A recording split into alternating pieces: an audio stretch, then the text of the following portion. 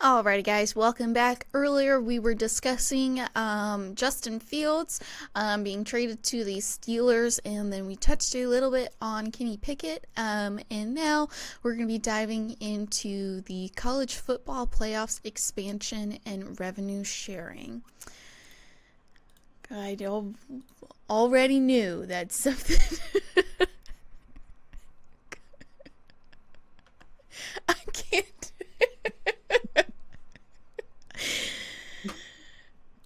Tate needs to have his Zoom chat taken away from him. I'm assuming that Tate is hungry and needs a snack. Because I just got a message that's all caps, feed me.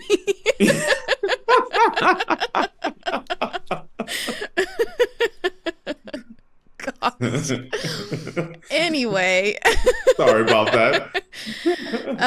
So new stuff with the college football playoff. You guys knew that it was coming. It's been something every week. Honestly, I feel like it's been every other day with the college football playoff and what's been going on lately. So the landscape of college football is undergoing a systematic shift with the recent unveiling of revenue-sharing splits from the new college football playoff media contract. The distribution model reveals a significant disparity, with the Big Ten and SEC slated to receive 29% of media revenue annually, amounting to over $21 million per school. In contrast, the ACC is set to receive 17%, approximately $13 million each, followed by the Big 12 at 15%, $12 million each, and the Group of Five conferences collectively receiving 9%, which is $1.8 million per school. This revelation underscores the financial implications for individual conferences and schools, with substantial variations in revenue allocation. Moreover, it raises questions about the potential impact on competitive balance, resource allocation, and the broader sustainability of college athletics. Man, if I was the Big 12 and the Group of Five, I would not be very happy right now. No, I would be heated.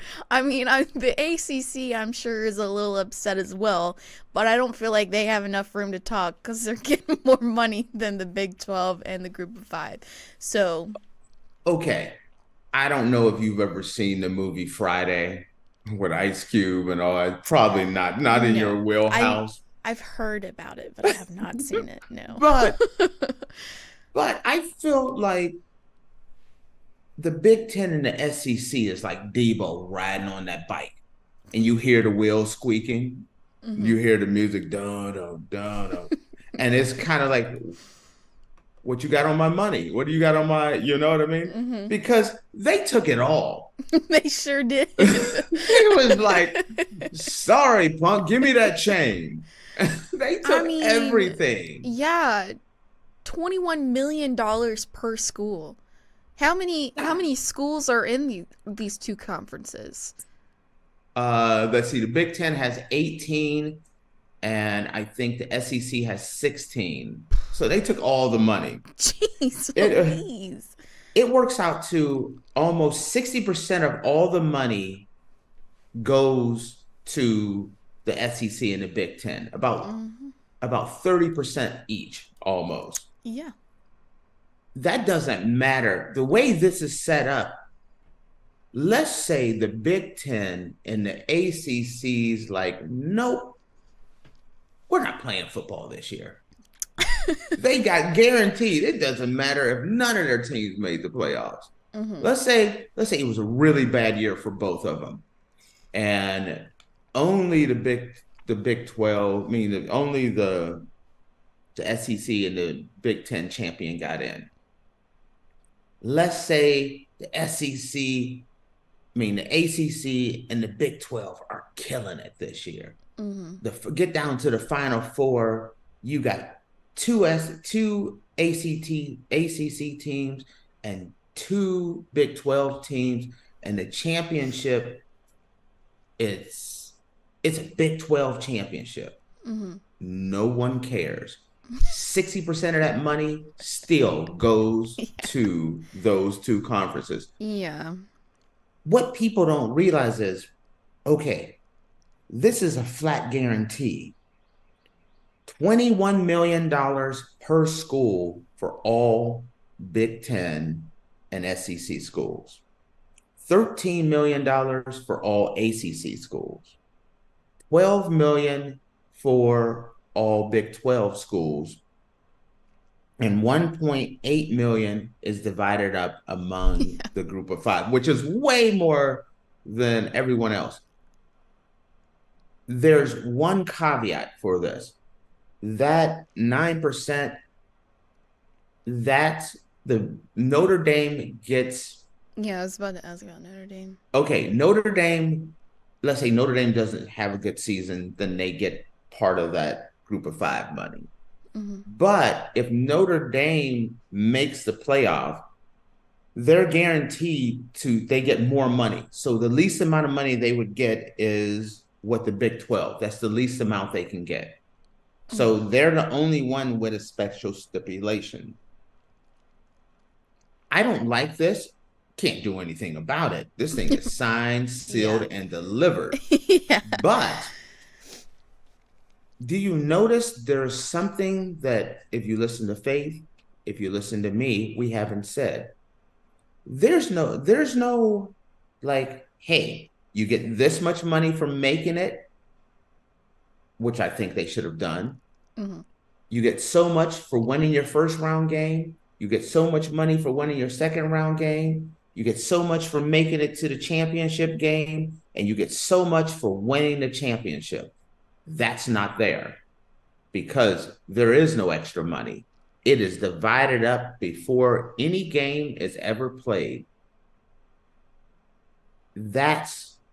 It doesn't matter if the Big Ten or SEC wins the championship now. They're all guaranteed their $21 million each. You understand, as a group of five team could, let's say, Boise State just gets going and they're killing it. They're killing it. They go on, they start recruiting, they go on an Alabama type run. Not a Georgia run. I mean an Alabama run where, it's a decade of them winning championships every other year. It would take them 10 years to just equal what Georgia would get in 1 year's pay. It would take them a decade just to equal what Georgia or Michigan or Ohio State or Alabama, or God forbid, it would take them a decade to equal what Vanderbilt and Rutgers are getting. Vanderbilt and Rutgers are horrible. They're not, I mean, no, do they even play? I'm sorry. Everybody knows when you see Georgia about to go play Vanderbilt, do you even turn the TV on for that game? I mean, I watch every Georgia game, but that's okay. So you do, but I know that it's not going to be like a big thing. I know it's not going to be. Are you nervous at all? No. Because Vanderbilt's beating no one. They're good for 2 to 5 wins. 5 wins is like Vanderbilt is killing it this year.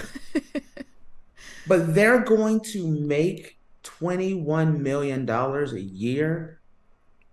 I'm willing to make a wager with you right now, Faith. If you took Rutgers and Vanderbilt and took their total wins, it won't equal Georgia's wins this year. 2 schools will not, but they're going to be guaranteed $21 million. That's where I have a problem with this. I think this situation made it so that the Big Ten and SEC are just exponentially going to be known as the bigger franchise. From this point, there will be no way to compete. The Big Ten is almost 80 to 100 million. The SEC's like 70 to 80 million a year guaranteed already with their television contract. Plus, they're guaranteed another $21 million on top of that. That's not ticket sales or apparel or advertising. That's just their television deal that they have. Their television deal, which goes for college football playoffs and the rights to their deal, everyone is going to make over $100 million. And the rest of these guys are going to be picking up scraps. In the world of the name, image, and likeness world, where you're paying players to come play for you, the balance of power has been tipped for good. It is no longer going to be competitive. Hey, Texas Tech got a really good quarterback. He's making $1 million a year. Well, guess what? Come on over to Georgia. We got some cheddar for you. And we're not talking about the kind you slice. You know what I mean? There are opportunities now for them, for the Big Ten, and what they've done is pretty much guarantee that supremacy for forever with this contract. Now, this isn't over, because one thing they haven't decided on is the playoff format. They needed to take care of this. They haven't done that yet? No. As a matter of fact, everything has changed on that one. They had a deadline. They had to get this television money taken care of before ESPN pulled their offer. So now they have the money. Now they have to decide. It was where there was a model where it was the Big Ten and SEC got 3 teams in. The ACC and the Big 12 got 2 teams in, and then the group of 5 could get people in as well. Well, that's what they've been kind of fighting over. And I kind of feel like the ACC and the Big 12 rolled over on the money to get what I'm predicting is going to be now, which is 5 automatic bids. The top 5, I don't think it's going to be guaranteed. Like, I don't know if they're going to have any guaranteed spots now, but the top 5 conference champions, and then the 9 at-large bids. That's what I think the model is going to be. I think they've negotiated and gave up a lot of money so that the Big Ten and SEC doesn't get like 4 people in with the first round buys being theirs and all that stuff. That looks like that part could be going away. At worst, I could see a model where the Big Ten and SEC gets 2 teams in, and the ACC and the Big 12 gets 1 team in automatically. Something like that. But no, we'll be talking about that probably this week. Yeah. And I definitely don't see like how the format first came out. I don't see that being what it's going to be. Because I'm sorry, Big Ten and SEC, you can't be getting over $20 million per school and then expect automatic automatic stuff. Would it surprise me if it ended up being all 5 conference champions get a bid, plus the Big Ten and the SEC gets 1 extra bid, automatically guaranteed? Wouldn't surprise me. And Faith, when you think about the fact that this whole Big Ten, this whole college football story is finally coming to an end because they finally decided on money, think about this. Now they have to figure out the format, right? Florida State is still trying to get out of the ACC. Now there's talk of the Pac 2 or 12. They're not 12. They Two. want to start poaching teams Mm-hmm. and create a basketball conference, football conference first. They want to go to like the Western Conference or something like that. They want to poach the way it sounds like. I was just watching a thing and reading a thing on this. They want to grab the Gonzagas and all the top basketball teams, put together a basketball conference, and then actually take out a number of the Mountain West schools so that they can have this brand new conference that's strong in basketball, and then start rebuilding the football program as well. So the Pac-2 is starting, is they're saying it could be started as early as June. This Mm-hmm. stuff could start happening. So only thing that's going to happen is they're going to figure out the college football playoff. That's going to fade away. Florida State's going to rear their ugly head, and they're going to try and figure out Clemson and what's going on with the ACC. Mm-hmm. And then the Pac-12 is going to start doing their thing. This is going on all the way till kickoff of the Yeah. college football season. Mm-hmm. It is not going away. Yeah. Well, I sincerely want to apologize to the Who are you apologizing the to? Big 12 and the Group of Five. I mean, it's not my fault, but I feel bad for them, you know. Poor Well, guys. when you start thinking about the new library getting opened up on Georgia's campus out of nowhere, you'll know where some of that money came from. That television deal. I mean, I remember a couple years ago, Cincinnati was in the national championship game. Remember that? They played Georgia. They got When? dog walked, but wasn't it? That's 2 years ago. When? No, 3 years ago. Last year was That's Michigan and Washington. Then the year before that was Georgia and TCU. the one before And that was Alabama. Cincinnati and someone. Cincinnati made it to the Final Four. Mm. But they're now, imagine that you make it to the Final Four teams in college football, and the absolute most money you can make is 1.8 million, while the other guy, Yeah. is going to get 21 to 23 million. Plus, they already got an extra 80 to 100 million on the endorsement deal. Mm-hmm. Where is there going to be a balance at? There won't be a balance. Yeah. This thing is so lopsided that it has changed college football forever.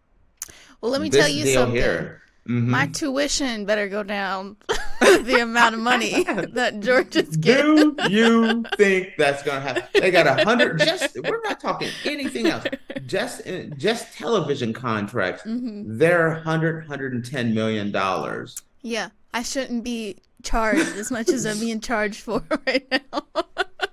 Yes, tuition should be free for everybody in the Big Ten and SEC. Absolutely. Yeah, with the amount of money that they're making, yes, I shouldn't have to pay They're to go to school. cleaning up. They're cleaning up. Yeah. If you're Toledo or the University of Akron, man, they're getting nothing now. Yeah. They're getting like some top ramen. That's about it. They don't even get they're getting so little money that they just get the ramen, but somebody took their seasoning packet. That's how bad. Just unflavored noodles. They just got unflavored noodles. That's all they can afford. Oh, they can't gosh. even afford the seasoning packets now. All right, guys. Well, with that, we're going to take a quick break. And when we come back, we're going to be talking about LeBron James breaking the NBA scoring record, and it ranks as the top sports moment of 2023. So stick around.